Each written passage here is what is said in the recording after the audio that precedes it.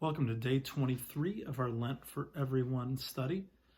This passage from Matthew 19 is a pretty familiar one, I think, for a lot of us, especially as it presses into this idea about how hard it is for the rich to enter the kingdom of heaven.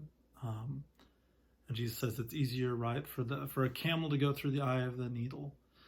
And what's amazing, and what Wright did a nice job of bringing out in his translation of it, is what the disciples do when they find that out, right? They were completely flabbergasted when they heard that. So who then can be saved? They asked.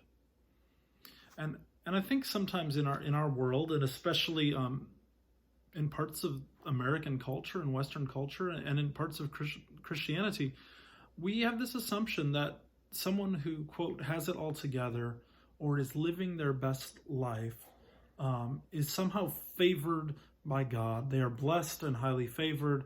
They are living in prosperity. They are somehow special or chosen by God.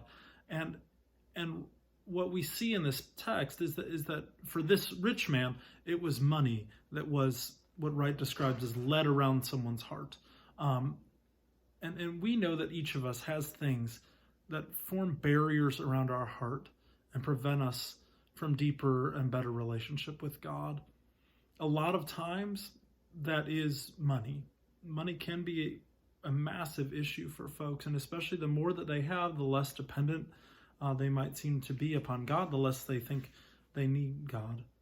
But it doesn't have to only be money. And Wright asks this on the top of page 77, all Christians should ask themselves on a regular basis if there is anything holding them back from following Jesus completely and utterly, any lead weights around part of their character or lifestyle. I invite us to ask that question today. And indeed, that's the type of question that we ask all of Lent, that question of self-examination.